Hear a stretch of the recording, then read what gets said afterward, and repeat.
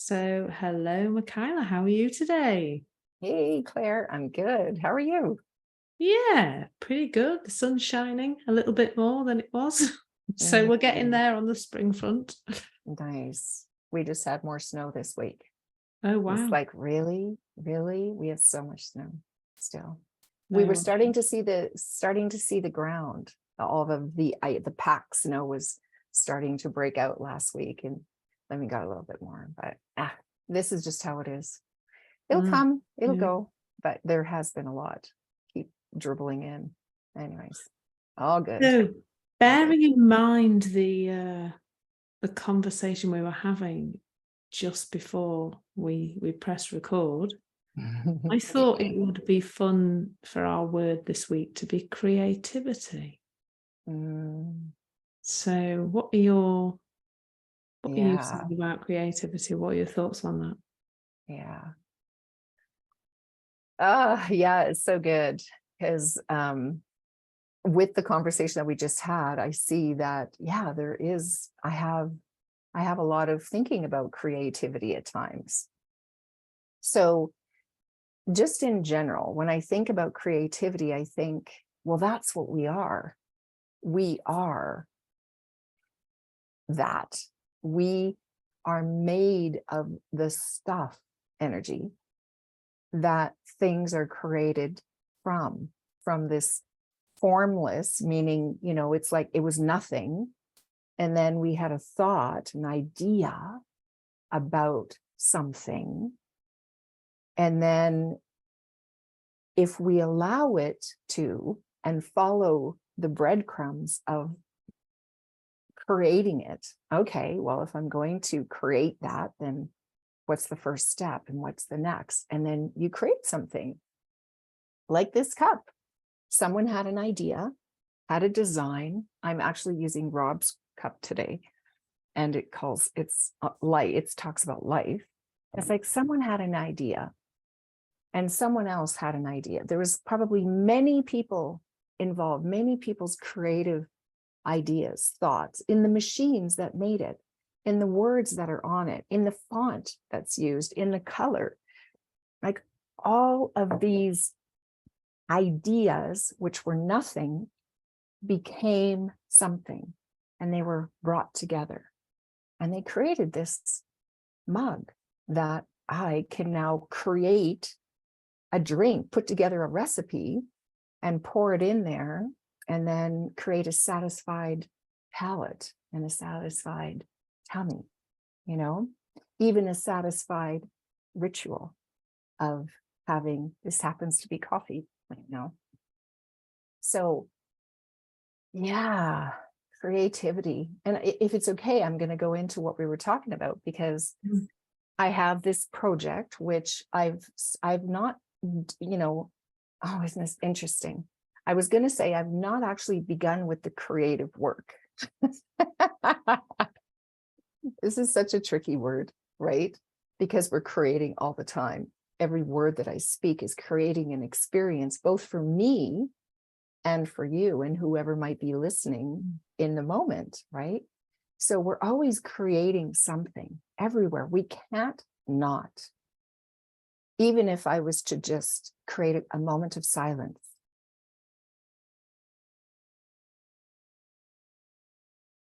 that probably created all kinds of things, all kinds of new thought, all kinds of ideas, all kinds of feelings of, wait a minute, did something happen? Did something happen to the sound? We're always creating. So this room, I'm turning it into like a she shack. This is my office, and it's kind of officey.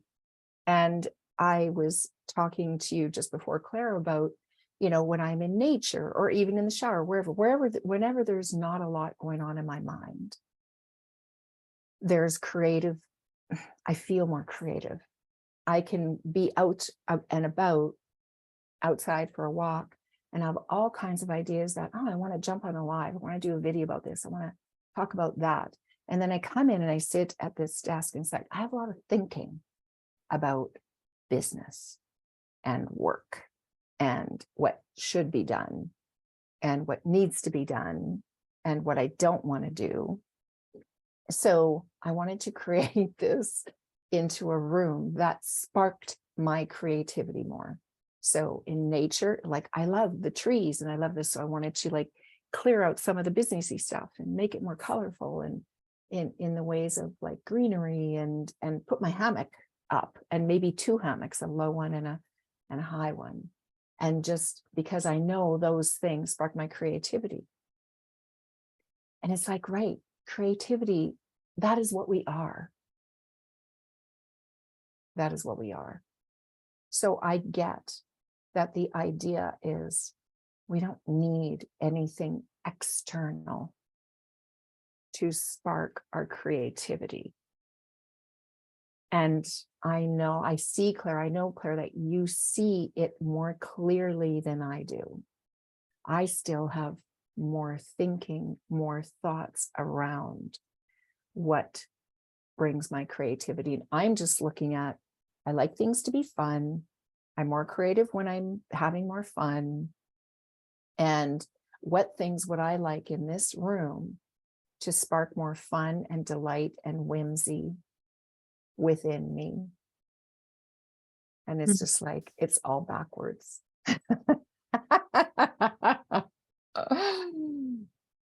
Yeah. Yeah, I mean, what comes to mind for me is something we were talking about a bit earlier, and that was I absolutely used to see it that way, that sort of things had to be in place. And I think for me, that was partly because I never saw myself as creative, because, you know, when you're a kid, creativity sounds like art, doesn't it? Or making things out of pottery, or, you know, quilting or something, knitting, or, you know, those kind of things that where people seem to make something pretty. That's how I used to think about creativity. And now, like you said, it's that mug, which may be very pretty, but it's you know, it's how I stack the pots on the draining board. It's not this huge, great big mystical thing, which is what I used to think it was, that I didn't possess, that people who could paint pretty pictures, they had it and I didn't. But now I see it all the time. You know, if I fix a little glitch on my website, or I write a piece for social media, or I, you know, creatively wind my way through puddles on my walk, it's all that you can't not be doing it, really. Yeah. You can't avoid being creative. Well, you would just, well, perhaps if you absolutely stood still, then you could maybe avoid it, but I suspect your head, you know, your thought processes would still be spitting things out. And so I think that's maybe why I used to think the world had to be a certain organization for me to experience it. And I just remember I was trying to create a document about a program I was designing, and a coaching program, and I'd kind of been putting it off because I was kind of waiting for this inspiration to come, this creativity to come, and then one day I just thought, you know what, I just need to get on with this. And I just opened the document and started typing, started moving bits of it, copying and pasting bits and moving bits about.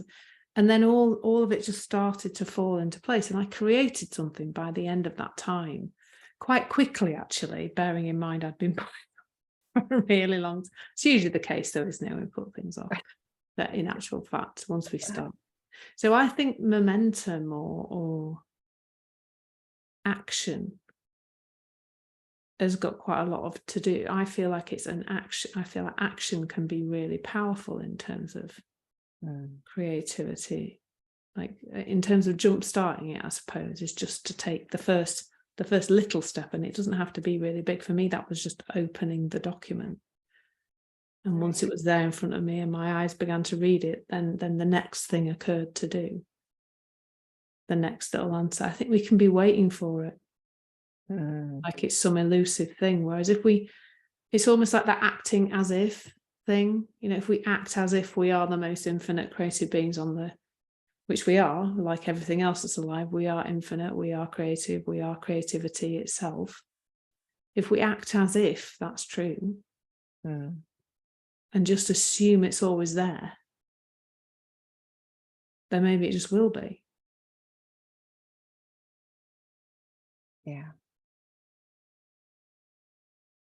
Yeah, just what popped in was this, right? So in that moment of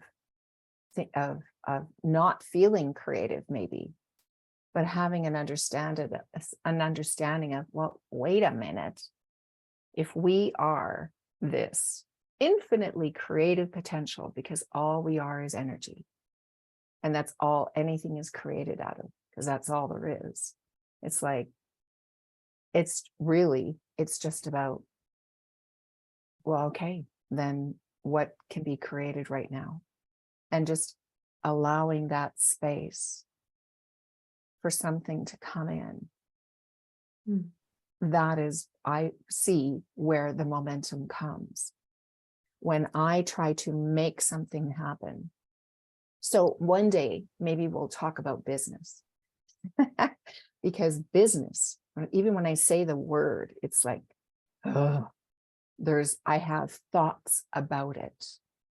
Because right here at this desk where I do my work, I've created all kinds of things without having, it be a jungle, or sitting in, or having a hammock set up and me swinging in it and looking out the window. So of course it does not make sense. It doesn't hold true that I need to have this whimsical surrounding environment in order for me to be creative, because that's just there. So what happens when I am creative? Well, I can tell you what's not happening is that I'm not thinking about, how am I going to do this? Or, oh, this is hard, or I really don't know, or, oh, I wish I didn't have to do that, or is there another way, or what, there's not a lot of thinking about it. It's just something comes up, because even so, doing businessy things, there's also been card creating. I've created cards here for my family, birthday cards and anniversary cards and things, with pen and paper and glue and markers and stuff. I didn't need anything to change. I actually had all my because I'm quite, like, even though I've sort of cleaned up again, I have quite a lot of business papers usually around me at any one time. Even with all that, I still created some pretty fun and cool things. So yeah, I get it. I'm these ideas of, it could be a little bit of coping mechanisms, because there's some things that I think I need to do for business, and I really don't want to. And I'm seeing a lot more around that, right? Because it's like, what wants to be created for me and for those I'm meant to serve. That too comes out of the creative being that I am. It comes, and it's going to come through, even though we both work with people, help people, coach people, and work with people in different, similar or different ways. It's different. What I'm saying, it's different because you are you, and how it's going to come up from within you is going to be so particular, so uniquely Clare. And that is not fabricated. How it can come from me is going to be particularly Michaela. And I'm not fabricating that. When I just let go, let loose, and let come out whatever wants to come out in whatever way, that is where I get fun and delight. That is where I experience that.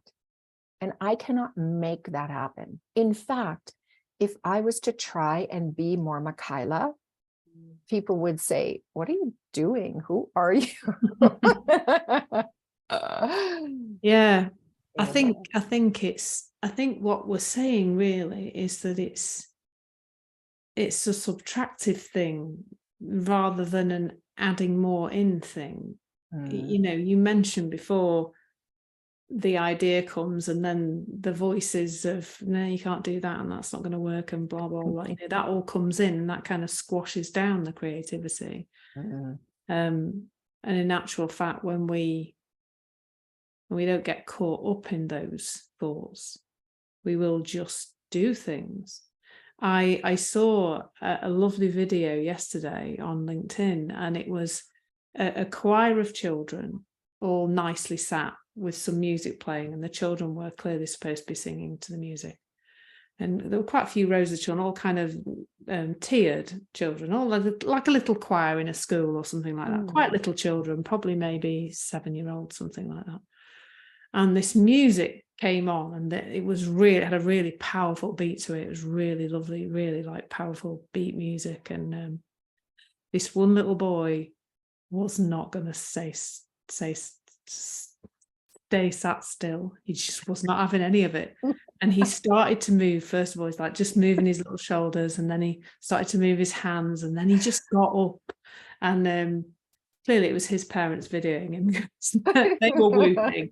And then the other children the children around him, some sat very still as if to say, goodness gracious, what's this terrible behavior going on here? But some started to move with him and dance with him. And it was just so lovely, because that energy that came through that child, that creative energy to dance, to move, to create this performance that he was doing, just him to start with, was completely uninhibited. There was nothing in his head saying, you can't do that, that's bad behavior, that's not okay, you look an idiot, everybody's laughing at you. There was none of that. All the stuff that we have and we consider doing a live video or writing a piece and putting it on social media or whatever, we asking somebody out, whatever it is we think of doing to create something, whatever it is, we have all those voices. But you could just see that he just didn't have any of that. Now, what I was thinking was that afterwards, if he got told off by the staff running the event or by his parents or whatever, that could start to change. He could start to learn, I can't just follow this creative energy that's flowing through me because I'm not allowed, because it's not allowed, and I'm going to get into trouble if I do it. And that's what's happened to all of us, isn't it, really? We've just learned to squash it down, because at some point somebody went, no, you're not doing that. That's not okay. That's bad behavior. That's people, people are looking at you and they think you're a bit daft. And so really, like, if we're looking to put something in place outside of us, I almost feel like that's another layer of thinking, which we don't need to access the thing that's underneath the thinking in the first place, which is that energy that little boy had to just create a dance that we've all got. We've all got that dance within us, haven't we? Our own dance, like you said, our own essence, our own creative force, our own dance, our own music. Yeah, absolutely. So I could just sit at this desk and be creative and let it all come out. And I could, because it's all there. There's nothing I really need to do but let it out. And yet, how fun is it going to be when I get my hammock set up in here? I think what That you will put be into fun. there is the difference between preference and necessity, really. Yes. Like that sounds like fun to have a hammock in your room. Right. That sounds like a fun thing to do. But if we think that our creativity depends on A, B, C, and D being in a particular position around our surroundings, or us being in a particular position, then we do stifle. I think we're stifling it, aren't we, with the concept that it needs to be a certain way for us to be creative. Absolutely. Yeah. It's like rituals or things that I need to spray my goddess spray, or, I have all these things packed away in a box somewhere because I used to. It's like, where am I? And hey, there is a thing to this. Like, there truly is. There was a time when I had all crystals, and I still have them somewhere, and they meant something to me. And then more and more, I just saw that oh, I didn't need them. They're pretty. They're pretty. Mm. But I didn't need them to do the work that I did or to feel any different. I didn't need them. But at a point in time, I did. It made sense to me. And I had they felt to me that it was something that helped me with something. There was a time when I used that. So I just wanted to be clear that I don't discount if someone uses crystals in their work. Yes, because if you believe in that, you actually, your energy, your creative energy will create what those, it'll vibrate, whatever you will. I'm getting a little off track here, but the point is that when we think that something is, and we truly believe it, like quartz crystals, I still have some around and I love them. And when I look at them, they represent love, and the pink and they mean different things. And I will still see that and still have a feeling of, because I put a meaning to it. That's really it. I've put a meaning to it. So whatever we put a meaning to, we can think that that's what's doing it. At some point, we will maybe see that, I have that in me without it. If I'm giving meaning to my hammock, that having a hammock is the only way that I'm going to really have fun and be creative in how I want to be in my business, I am any time that I'm just going to be having to live in my hammock all day, and that's just not practical. I know that that is not true, but it's going to be fun when I feel like I just need to, what's going to happen in my hammock is my thinking is going to fall away a bit, because I sit behind the desk and my mind starts to go. But it doesn't have to. I'm aware that it doesn't. So I can see there's this circular kind of thinking happening. The bottom line is, the less thinking, the more your creative, your natural creativity can come out. Yeah. Yeah. And I think where you're talking about when we believe something to be true, our system creates that in our reality. So it's called confirmation bias. And it is when you believe something to be a fact, then your reality is created to fit that. Your system kind of deletes some things, enhances others, enhances certain feelings, has you notice certain feelings, has you notice things in your environment, whatever it is that you believe, that becomes your reality. My joke, one of those, is that, if we think our other half is supposed to empty the bins and he's not very good at it, then we go in the kitchen, we'll only see the bins when they're full.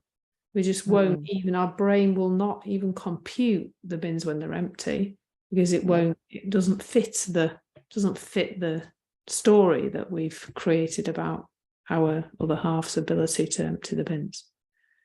And it's the same with how we perceive ourselves. It probably even more so, really. If somebody says, if I don't meditate, I have a terrible day, and I'm not creative, then that is absolutely what they'll perceive the day they don't meditate. They'll feel sluggish, they won't feel creative, they won't get things done, and they'll go, yes, absolutely must meditate then, because, and this is not against meditation, but it's just if we have a belief that it's having this kind of impact on us, then that's what we'll see. Right. Yes. Thank you. You have a very graceful way of putting things. So I appreciate your wrap-ups in that. Because that was the point. They work. If you believe they work, they'll work. Absolutely. Because I used them and they absolutely worked. And then now I don't need to. Yeah. So something just fell away. Yeah. And it's perpetuating the outside in misunderstanding, isn't it? That if we're not just doing that playfully, if we're not just kind of going, oh yeah, it's going to be fun to sit in the hammock, we've got something on it, then it does perpetuate the idea that any of our reality is created from the outside in. Yeah. Stay tuned for maybe a story, maybe a broadcast in the future from the hammock. Let's see if it's any more creative than today. Don't be like rocking too much, will you? Because I'll probably fall asleep watching you if you're rocking. I'll be like hypnotized by you rocking in the hammock. So you'll be like chatting and I'll be just doing this nodding thing. Or maybe Or you getting a might little fall seasick. asleep. Or You might right? fall Yeah. asleep in the hammock. And I'll be like, hi love, we're still making a podcast here. Oh, They're see, fun to we're get having fun into, already. What's aren't that? they? They're fun Pardon? to get into and out of. I only ever see like comedy videos on YouTube where somebody's literally got turned out of the thing, or they're wrapped up inside it and they can't get. I have flipped out a couple times, but there is a way. Yeah. Well, I'm going to look forward to that. An episode from the hammock. I'll recline on the sofa so we get like the same energy and try not to fall asleep. Well, this has been a delight. It has been. Thank you. It's Thank been you. fun. Really Sneaky you bringing in our little casual conversation before into the topic of today. Yeah, I love that. Thank you. It helped me unwind some things and really get clear on some things and remember that. Right. I am that. So thank you, Claire. Thank you. That was lovely. I really enjoyed it. Awesome. Thank you. I'll see you, and we'll see you, the listeners, next time, or you'll hear us. You betcha. Bye-bye.